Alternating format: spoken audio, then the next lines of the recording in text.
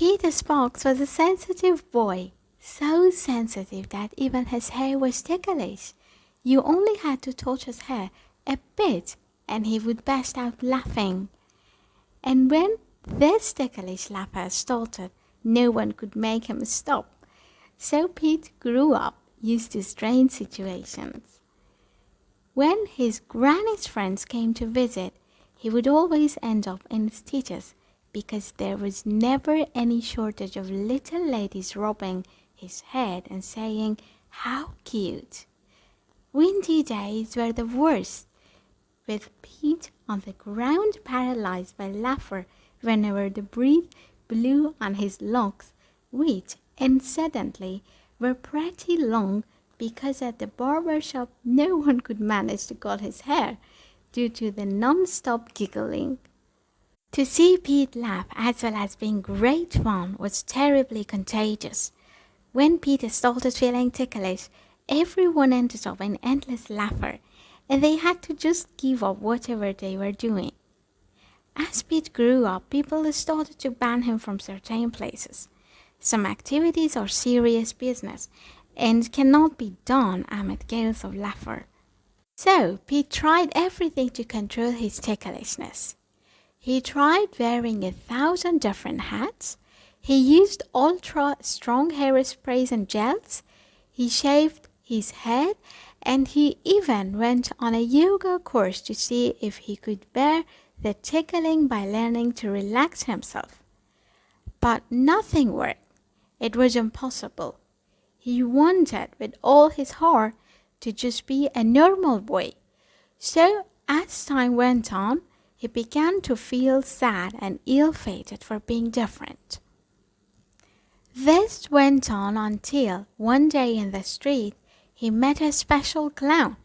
The clown was very old and could hardly walk, but when he saw Pete and tears, he went to cheer him up. It didn't take long to make Pete laugh, and they started to talk. Pete told him about his ticklish problem, and he asked the clown how such an old man could carry on being a clown.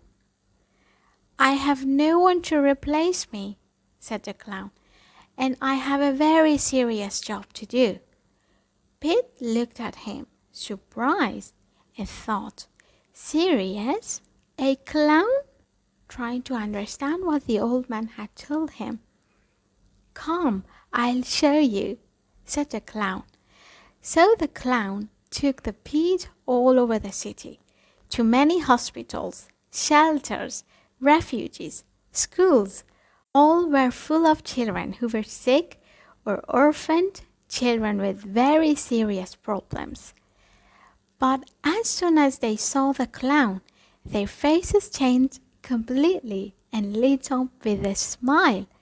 Their short while spent with the clown changed everything for them.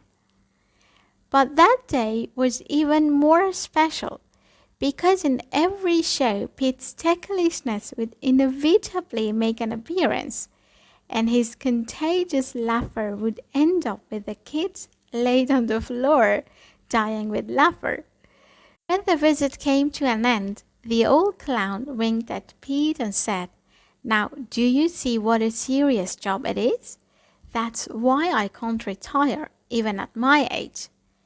"It's true," answered Pete, smiling and returning the wink. "Not everyone could do it. You have to have a special gift for laughter, and that's so hard to find." This said, the wind again set off his ticklishness and his laughter. And this is how Pete became a clown and replaced the special old man. And from that day onward, the fact that Pete was different actually made him happy, thanks to his special gift.